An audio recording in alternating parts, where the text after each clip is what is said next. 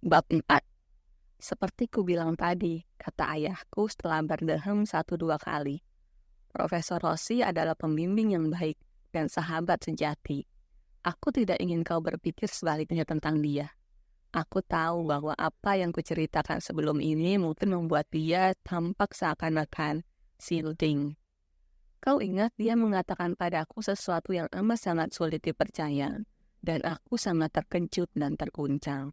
Hatiku penuh rasa ragu akan dirinya, walaupun dengan jelas kulihat wajahnya sangat serius dan pasrah. Setelah selesai bicara, ia memandangku dengan matanya yang tajam. "Apa maksudmu?" Suaraku saat itu pasti terbata-bata. "Kuulangi," kata Rossi, penuh tekanan. "Aku mendapati di Istanbul bahwa Dracula masih hidup di tengah kita saat ini, atau setidaknya waktu itu." Aku menatapnya tanpa bicara. "Aku tahu kau pasti berpikir aku sinting," katanya pasrah. "Dan kuakui bahwa siapapun yang berkecimpung cukup lama dalam penelitian sejarah bisa jadi gila." Ia menghela napas. "Di Istanbul ada tempat penyimpanan dokumen yang tidak banyak dikenal orang, didirikan Sultan Mehmed II, yang mengambil alih kota itu dari orang-orang Bizantium pada tahun 1453. Arsip-arsip di sana sebagian besar dikumpulkan belakangan dari sana-sini oleh orang-orang Turki, sementara mereka perlahan-lahan dipukul mundur dari batas-batas luar kesultanan mereka. Tapi di sana ada juga dokumen-dokumen dari akhir abad ke-15, dan di antara dokumen-dokumen tersebut, kutemukan beberapa peta yang dimaksudkan sebagai petunjuk jalan ke kuburan terkutuk pembunuh orang-orang Turki. Dan kupikir yang dimaksud pasti Vlad Dracula. Ada 3 peta, dengan skala yang makin lama makin besar untuk menunjukkan daerah yang sama dengan lebih mendetail. Tak ada apapun di peta itu yang kukenali atau bisa kuhubungkan dengan daerah-daerah yang kukenal. Huruf-huruf di ketiga peta itu hampir seluruhnya huruf Arab, dan peta tersebut berasal dari abad ke-15, menurut petugas perpustakaan. Ia mengetuk buku kecil yang waktu itu kuceritakan saat mirip dengan buku yang kutemukan. Informasi di tengah peta ketiga ditulis dalam dialek Slavia sangat kuno. Hanya peneliti yang menguasai banyak bahasa yang akan bisa mengerti ujung pangkal peta itu. Kulakukan apa yang aku bisa, tapi banyak yang hanya kira-kira. Sampai di situ Rossi menggeleng, seakan menyesali keterbatasannya.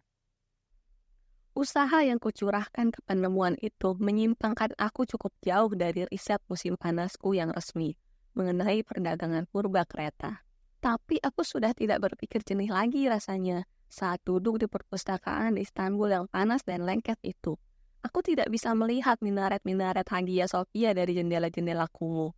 Aku bekerja di sana dengan petunjuk-petunjuk mengenai pandangan orang Turki terhadap flat terhampar di meja di depanku, membuka kamus-kamus, mencatat tidak habis-habisnya, dan menyalin peta tersebut dengan tangan. Aku tidak akan bercerita panjang lebar tentang riset itu. Pendek cerita, tibalah suatu sore ketika kudapati diriku semakin dekat dengan kuburan terkutuk yang ditandai dengan sangat jelas di peta ketiga, peta yang paling membingungkan dari ketiga peta tersebut. Kau ingat bahwa flat tipis dianggap telah dikuburkan di biara di Pulau Danau Snagov, di Rumania. Peta itu seperti kedua peta lainnya, tidak sedikit pun menunjukkan danau dengan pulau di tengahnya, walaupun menunjukkan sungai yang mengalir melewati daerah itu, yang melebar di tengah. Aku sudah menerjemahkan semua yang ada di pinggiran peta, dengan bantuan Profesor Bahasa Arab dan Ottoman di Universitas Istanbul. Peribahasa sama-sama tentang jenis kejahatan, sebagian besar dikutip dari Quran. Di sana-sini di peta itu di antara sketsa-sketsa kasar pegunungan, ada beberapa tulisan yang tampak sepintas seperti nama-nama tempat dalam dialek Slavia. Tapi kalau diterjemahkan sebagai teka-teki, mungkin suatu kode untuk tempat-tempat yang sungguhan ada. Lembah 8 pohon ek, desa pencuri babi, dan sebagainya. Nama-nama udik aneh yang sama sekali tidak berarti apapun bagiku.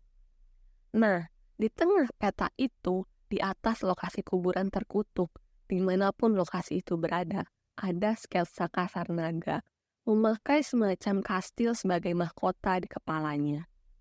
Naga itu sama sekali tidak mirip dengan yang ada di bukuku, atau bukumu, tapi kuperkirakan gambar tersebut sampai ke orang Turki bersama legenda Dracula.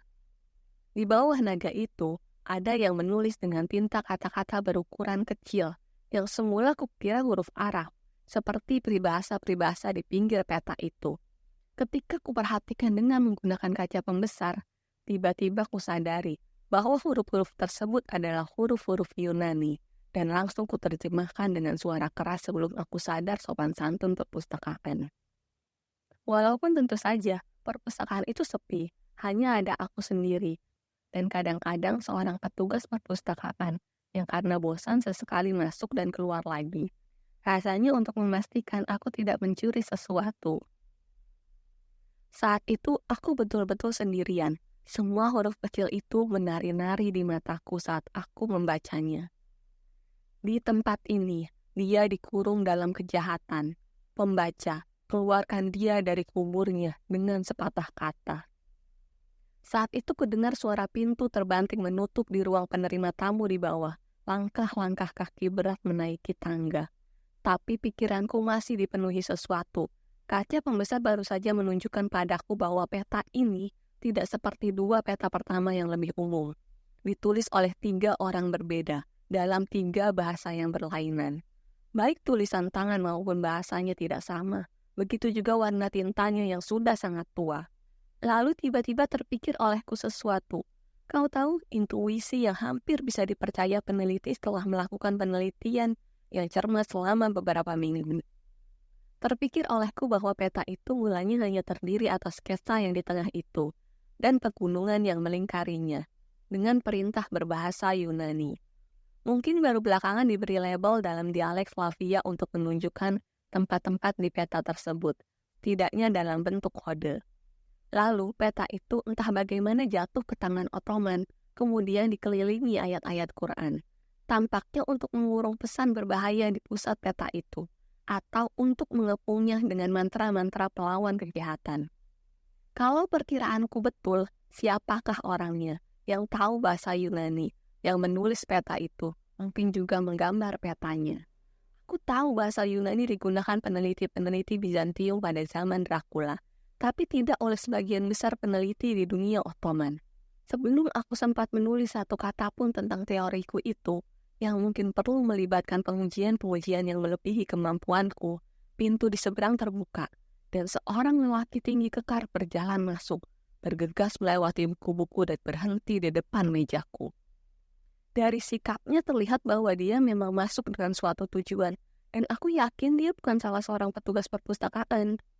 Aku juga merasakan dorongan bahwa aku harus berdiri, tapi semacam perasaan gengsi membuatku tetap duduk. Perbuatanku itu bisa dibilang sangat menghargai, mengingat interupsinya yang begitu mendadak dan kasar. Kami saling menatap, dan aku makin terkejut lagi. Orang itu seperti salah tempat di situ, tampan dan rapi gaya Turki atau Slavia Selatan, dengan kumis tebal menjuntai dan pakaian lengkap berwarna gelap dengan potongan seperti pengusaha barat. Matanya memandangku dengan sikap permusuhan, bulu matanya yang panjang tampak tidak sesuai dengan wajahnya yang keras. Kulitnya kekuning-kuningan, tapi bersih tanpa cacat, bibirnya sangat merah. "Sir," katanya dengan nada rendah mengancam, hampir seperti geraman, dengan bahasa Inggris beraksen Turki. "Aku yakin Anda tidak punya izin resmi untuk melakukan ini."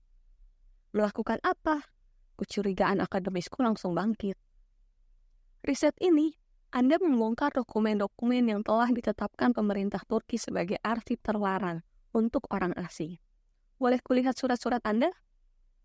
"Kau siapa?" Ku balas bertanya tidak kalah dingin. "Bisa kulihat surat-suratmu?" Dia mengeluarkan dompet dari saku dalam jas, membukanya di meja di depanku, dan langsung menutupnya lagi. Aku hanya sempat melihat kartu berwarna gading dengan berbagai tulisan dalam bahasa Turki. Tangan orang itu bagaikan lilin dan berkuku panjang, tidak menyenangkan melihatnya, dan punggungnya berbulu. "Kementerian Kebudayaan," katanya dingin. "Aku mendapat informasi Anda tidak punya perjanjian pertukaran dengan pemerintah Turki untuk meneliti dokumen-dokumen ini. Betul?" "Sama sekali tidak betul." Ku keluarkan untuknya surat yang kuperoleh dari Perpustakaan Nasional. yang menyatakan aku diizinkan melakukan riset di semua divisinya di Istanbul. Tidak cukup, katanya, melemparkan surat-surat itu ke tumpukan kertasku yang lain. Mungkin Anda harus ikut denganku. Kemana? Aku berdiri, merasa lebih aman kalau berdiri sekarang, tapi berharap ia tidak menganggap itu sebagai tanda aku tunduk pada perintahnya. Ke polisi, kalau perlu. Ini keterlaluan. Berdasarkan pengalamanku, kalau punya masalah dengan birokrasi, tinggikan suaramu.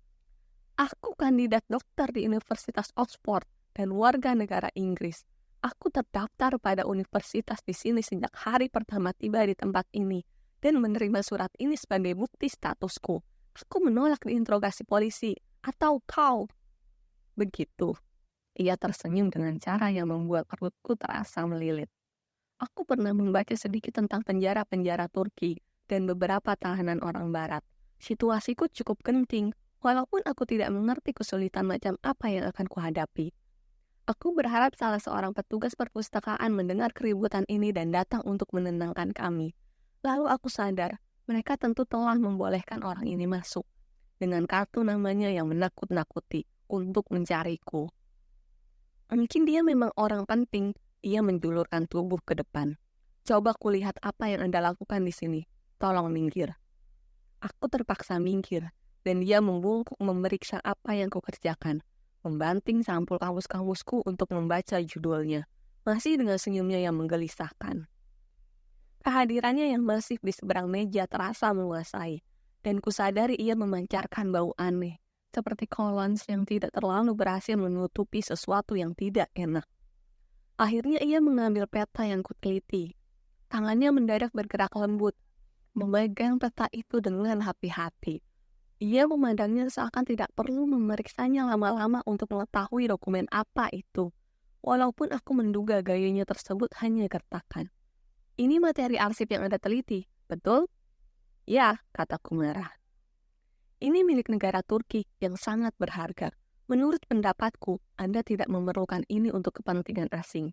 Dan secari kertas ini, peta kecil ini, yang membawa Anda datang jauh-jauh dari universitas Anda di Inggris ke Istanbul. Aku sempat berpikir untuk menjawab ketus bahwa aku juga punya urusan lain untuk mengalihkan perhatiannya dari penelitianku. Tapi aku sadar, itu bisa memicu pertanyaan-pertanyaan lain. Ya, kurang lebih, katanya lebih sabar. Nah, rasanya materi ini harus disita untuk sementara, memalukan sekali bagi peneliti asing. Darahku mendidih, sudah begitu dekat aku pada jawaban misteri itu. Di lain pihak, aku bersyukur pagi itu. Aku tidak membawa salinan peta-peta tua pegunungan Karpatian yang kubuat sendiri, yang tadinya akan kupakai untuk membandingkan dengan peta ini besok. Peta-peta itu tersimpan aman di koperku di hotel. Kau sama sekali tidak punya hak menyita materi yang sudah diizinkan untuk kuteliti, kataku sambil menggertakkan gigi. Aku pasti akan melaporkan ini pada Perpustakaan Nasional sesegera mungkin, dan ke Kedutaan Besar Inggris. Lagi pula, apa keberatanmu kalau aku meneliti dokumen-dokumen ini? Ini potongan-potongan sejarah abad pertengahan yang tidak jelas. Aku yakin sama sekali tidak ada hubungannya dengan kepentingan pemerintah Turki.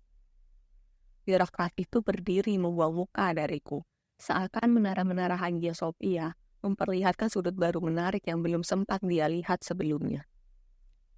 Ini untuk kebaikanmu sendiri, katanya tenang. Lebih baik membiarkan orang lain melakukannya di lain waktu. Ia berdiri tidak bergerak di sana, kepala menoleh ke jendela. Seakan ingin aku mengikuti arah pandangannya untuk melihat sesuatu. Aku punya perasaan kekanak-kanakan untuk tidak mengikuti arah pandangannya, karena mungkin itu tipuan, jadi aku justru memandangnya, menunggu. Lalu terlihat olehku, seakan ia sengaja membuat cahaya dari luar jatuh ke situ, ke leher di atas kerah bajunya yang mahal. Di bagian samping leher itu, di daging paling tebal lehernya yang berotot, ada 2 bekas luka berwarna kecoklatan. Bukan luka baru, tapi juga belum pulih sepenuhnya. Seakan ia tertusuk sepasang duri kembar atau dilukai dengan ujung pisau. Tanpa sadar aku mundur selangkah, menjauhi meja, mengira aku mulai berhayal karena terlalu banyak membaca hal-hal mengerikan. mengira aku betul-betul mulai tidak waras. Tapi cahaya siang hari itu wajar-wajar saja. Lelaki berjaswal tersebut memang nyata. Ada bau keringat dan sesuatu yang lain di balik wangi kolesnya. Tidak ada yang tiba-tiba lenyap dari pandangan atau berubah mendadak. Aku tidak mampu mengalihkan pandangan dari dua bekas luka kecil yang belum sembuh itu. Beberapa detik kemudian, ia selesai mengamati pemandangan menarik di luar. Seakan puas pada apa yang dilihatnya, atau apa yang kulihat, dan tersenyum lagi padaku. Untuk kebaikan Anda sendiri, Profesor. Aku berdiri mematung di sana, tanpa bersuara sementara ia pergi meninggalkan ruangan dengan membawa peta tadi, dan mendengarkan langkah-langkah kakinya semakin sayup-sayup menuruni tangga. Beberapa menit kemudian, datang petugas perpustakaan berusia lanjut, lelaki dengan rambut tebal beruban, membawa 2 map folio tua, yang ditaruhnya di salah satu rak bagian bawah. "Maaf," kataku, tapi suaraku tersangkut di tenggorokan. "Maaf, tapi ini sungguh-sungguh keterlaluan." Ia mendongak padaku, bingung. "Siapa orang tadi? Birokrat tadi?" "Birokrat?" Si petugas perpustakaan mengulang pertanyaanku dengan terputus-putus, bingung. "Aku harus segera mendapat surat resmi dari Anda bahwa aku memang berhak meneliti arsip-arsip ini." "Tapi Anda memang berhak sepenuhnya bekerja di sini," katanya menenangkan. "Aku sendiri yang mendaftarkan Anda." Aku tahu. Jadi Anda harus segera mengejar orang itu dan menyuruhnya mengembalikan peta yang diambilnya." "Mengejar siapa?" "Orang dari kementerian. Orang yang baru saja ke sini. Bukannya Anda yang mengizinkan dia masuk?" Dia memandang aneh padaku. "Ada orang datang ke sini barusan, tapi tidak ada orang masuk selama 3 jam terakhir. Aku sendiri yang duduk di meja penerima tamu di depan.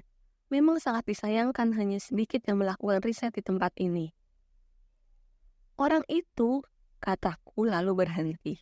Saat itu aku melihat diriku sendiri, orang asing sinting yang mengoceh tidak jelas. "Dia membawa petaku, maksudku peta dari arsip." "Peta? Herr Profesor?"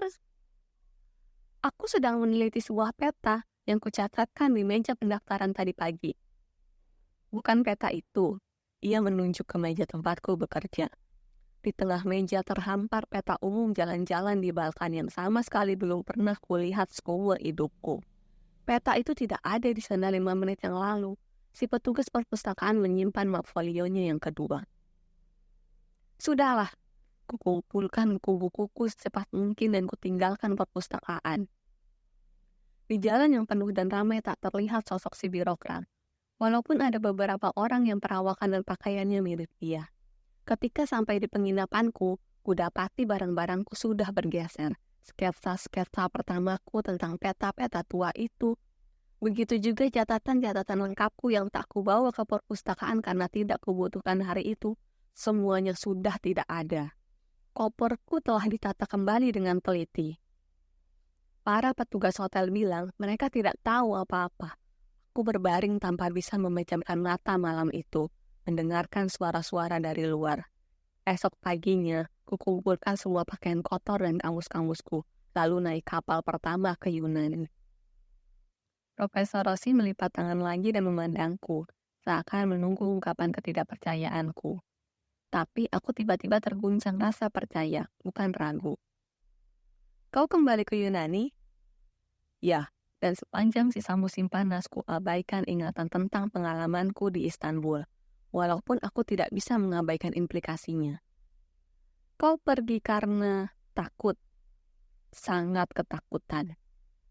"Tapi belakangan kau melakukan semua penelitian atau meminta orang lain melakukannya tentang buku anehmu itu?"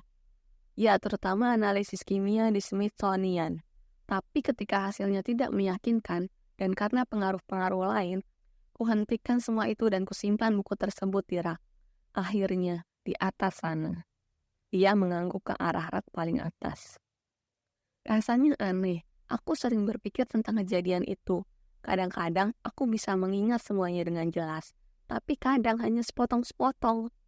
Kurasa keakraban terhadap sesuatu mengikis ingatan-ingatan paling mengerikan sekalipun. Dan ada periode-periode sepanjang beberapa tahun ketika aku sama sekali tidak ingin berpikir tentang hal tersebut. Tapi apakah kau sungguh-sungguh percaya orang dengan bekas luka di lehernya itu? Apa yang kau pikirkan kalau dia berdiri di depanmu dan kau yakin seyakin-yakinnya bahwa kau masih waras? Ia bersandar kerak dan sesaat nada suaranya keras. Kusesap sisa kopiku, rasanya sangat pahit dan berampas. Dan kau tidak pernah lagi mencoba mencari tahu arti peta itu, atau dari mana asal-usulnya? Tidak. Ia berhenti sejenak sebelum meneruskan. Tidak. Satu dari beberapa riset yang ku yakin takkan pernah ku selesaikan. Tapi aku punya teori bahwa jejak penelitian yang menakutkan ini, seperti banyak penelitian lain yang tidak semenakutkan ini, terdiri atas keberhasilan kecil seseorang, lalu ditambah orang lain, masing-masing menyumbangkan sedikit masa hidupnya. Mungkin 3 orang semacam itu, berabad-abad yang lalu, berbuat persis seperti itu dalam menggambarkan dan menambahkan sesuatu pada peta tersebut. Walaupun kuakui, semua kutipan dari Quran itu mungkin tidak menambah pengetahuan siapapun tentang lokasi kuburan Fat tipis yang sebenarnya. Dan tentu saja, semua itu bisa saja hanya omong kosong. Dia bisa saja memang benar-benar dikubur di biara pulau seperti yang diceritakan dalam dongeng tradisional Rumania, dan beristirahat dengan tenang di sana seperti jiwa orang-orang baik. Tapi dia bukan orang baik. Tapi menurutmu tidak begitu? Sekali lagi ya ragu. Penelitian harus berlanjut, baik atau buruk, tapi tak terelakkan di semua bidang. Pernahkah kau pergi ke sinagog untuk melihat dengan mata kepalamu sendiri? Ia menggeleng. Tidak, aku sudah meninggalkan riset itu. Ku taruh cangkirku yang sudah sedingin es. Ku pandang wajahnya. Tapi kau masih menyimpan beberapa informasi. Lambat-lambat ku utarakan dugaanku. Sekali lagi ia meraih kerak atas, ke sela buku-buku, mengambil amplop coklat tertutup rapat. Tentu saja, tidak ada orang yang menghancurkan seluruh risetnya. Ketiga peta itu kusalin dari ingatanku sebisa mungkin, dan kusimpan catatan-catatanku yang lain. Catatan-catatan yang kebetulan kubawa ke tempat penyimpanan arsip hari itu. Ia menaruh paket tertutup tersebut di meja, di antara kami berdua, dan menyentuhnya dengan kelembutan yang bagiku tidak cocok sama sekali dengan isinya yang menyeramkan. Mungkin ketidakcocokan itu, atau mungkin juga malah musim semi semakin larut di luar, yang membuatku makin gelisah. Tidakkah kau pikir ini mungkin semacam warisan yang berbahaya? Demi Tuhan, aku berharap bisa bilang tidak. Tapi mungkin hanya berbahaya dari sudut kejiwaan. Hidup akan lebih baik, lebih nyaman, kalau kita tidak membuang-buang waktu memikirkan hal-hal mengerikan. Seperti kau ketahui, sejarah manusia penuh perbuatan jahat. Dan mungkin kita seharusnya berpikir tentang perbuatan-perbuatan itu dengan air mata, bukan dengan perasaan tertarik. Bertahun-tahun telah berlalu sehingga aku tidak bisa yakin lagi akan ingatanku tentang Istanbul. Dan aku tidak pernah ingin kembali ke sana. Lagi pula, aku punya perasaan sudah membawa semua yang perlu ku ketahui dari sana. Untuk melanjutkan penelitian maksudmu? Ya, tapi kau masih belum tahu siapa pembuat peta yang menunjukkan lokasi kuburan itu. Betul. Kuulurkan tangan ke amplop coklat. Tidakkah aku perlu tasbih bersama bungkusan ini? Atau doa? Atau jimat? Aku yakin kau mempunyai kebajikan sendiri, moralitas, apapun sebutannya. Ya, aku lebih suka percaya sebagian besar dari kita punya kemampuan sendiri-sendiri. Aku sendiri tidak ingin mengantongi bawang putih kemana-mana. Tidak. Tapi punya mental yang kuat sebagai penangkal. Ya, itu yang kucoba. Wajahnya sedih, hampir berduka. Mungkin aku salah. Mungkin aku harusnya menggunakan juga tahayul-tahayul kuno itu. Tapi aku rasanya rasionalis dan akan tetap berpegang pada hal tersebut. Kukatupkan jari-jariku pada bungkusan itu. Ini bukumu. Buku yang menarik. Mudah-mudahan kau berhasil melacak asal-usulnya. Diberikan buku bersampur film itu padaku. Dan kupikir duka cita di wajahnya mengkhianati keringanan kata-katanya. Kembalilah 2 minggu lagi, dan kita teruskan pembahasan mengenai perdagangan di Utrecht. Mataku pasti berkedip.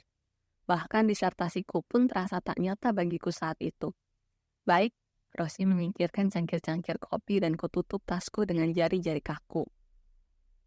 Satu hal lagi, katanya dengan nada suram ketika aku mulai berbalik. Ya, kita tidak akan bicara tentang hal ini lagi. Kau tidak ingin tahu bagaimana kelanjutannya. Ini membuatku terguncang sendirian.